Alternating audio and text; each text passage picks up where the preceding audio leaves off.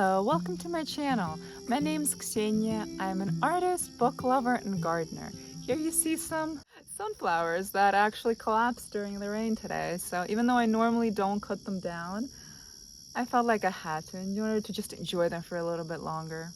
And here's my part of my epic TBR list. I do not own all the books on the list yet, but these are 5 of the ones that I own. It'll last me at least half a year. But I do plan on reading this epic big book TBR list within the next year. That's my goal, within the next year. Maybe a year and a couple months. But I am making progress on these. So here's the list. I will post it down below. There's something very hard for me about starting a book that's more than 400 pages. There's some kind of fear inside of me. And I always have to go back and remember how much I enjoyed Anna Karenina, how much I enjoyed War and Peace. And just recently, I ticked off the first book on this list, Tomb of Sam by Geetanjali Shree. It was originally written in Hindi and it's 730 pages. And I enjoyed it. I had a blast. It was amazing, original, and it will forever somehow like sink into my soul and stay there because it was so beautiful. And I really loved the characters. Over that long time span that the book lasts, you really have the time to fall in love with characters. And I have to keep reminding myself that when I go for the long books. Remember what you enjoyed about the last long book you read. So the books on this list are, first of all, The Eighth Life by Nino Haratischwili. Sorry, I probably totally butchered that name. It's 944 pages. It's Georgian. And I heard so many good things about it in the Goodreads.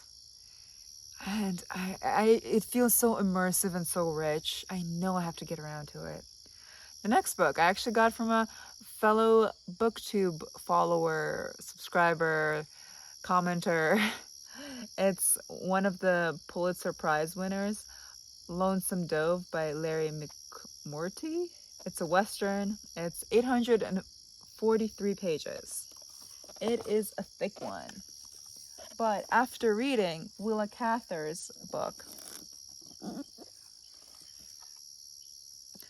I think I might really enjoy this because it's about that pioneering experience. And it's a very thick one. But if the characters are rich and engaging, I know it won't feel long. So the next book is Tomb of Sand, which I read. And the 4th book is The Old Curiosity Shop by Dickens. I got this recommendation on Facebook when I asked for books that all women should read. I'm not sure why this book specifically was suggested, but it was repeatedly. So I put it on my list both for epics and for books that people think, other fellow women think women should read. And it's 730 pages. Then there's The Museum of Innocence by Orhan Pamuk. He's Turkish. It's 832 pages, so on the shorter end. I watched a couple videos on him, and it seems like he's very much a deep thinker and very all of his works are very deep. So I think I will enjoy him. But because I'm not Turkish and I don't know all that much about Turkish culture, it might require some research. So I'm slightly postponing that, but I will get around to it this year. Then there's The Count of Monte Cristo by Alexandra Dumas. One of my best friends, she kept saying, and she's not much of a reader anymore, but she's like, oh, that book was so gripping and so good, you have to read it. And I kept put that in here. I keep all of the recommendations in here and on the page in these notebooks. So then there's Middlemarch by George Eliot. Once again, I've been following BookTube, and there's so many people who love this book. I need more comments about why I should read it, though. Give me more comments. Give me more feedback. What will it do? How did it transform your life? Actually, I got a book about a woman's experience reading it. I don't remember the title, but it's called, I think, My Life in Middlemarch. I can post it down below.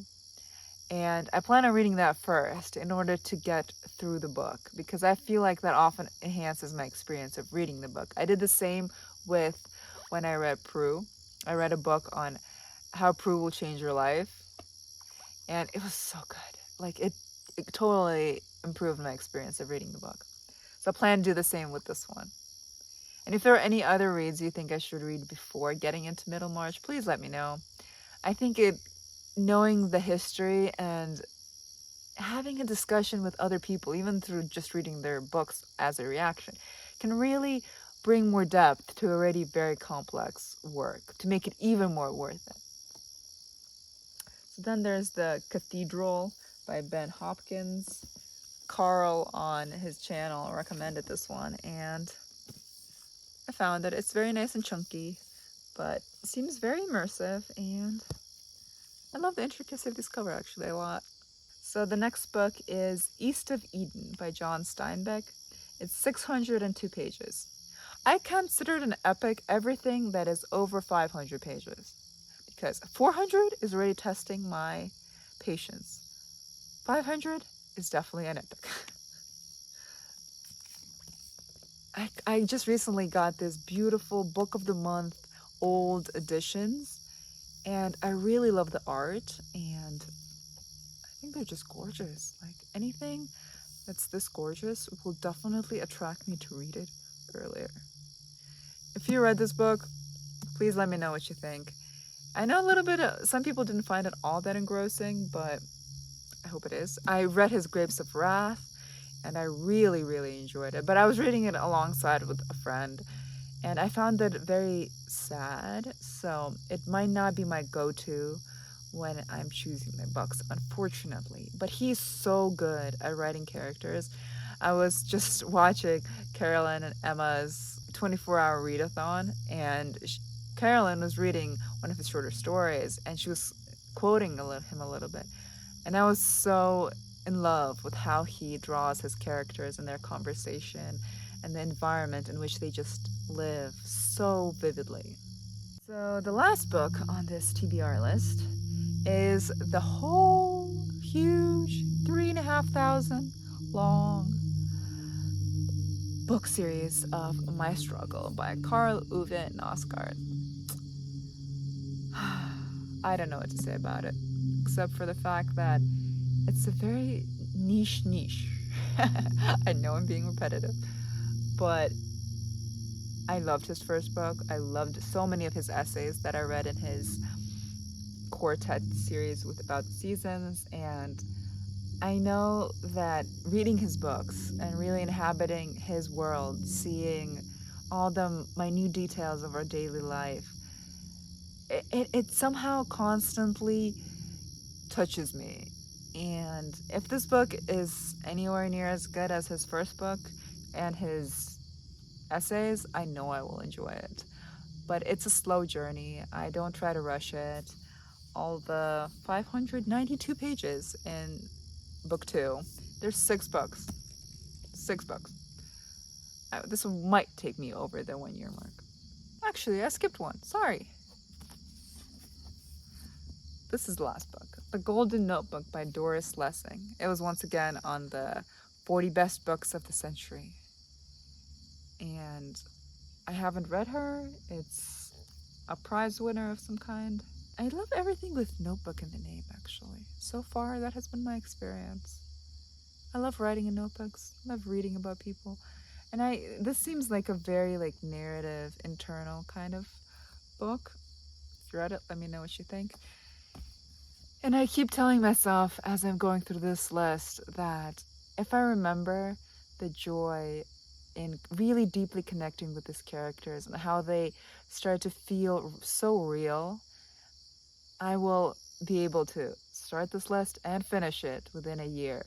Within a year. Fingers crossed. What are your epic reads? How did you find any of these books if you read them? Please let me know. I love reading the comments. I love connecting with this booktube community. I'll be sharing more of my lists probably next, or some book reviews. We'll see. Until next time, have a lovely week.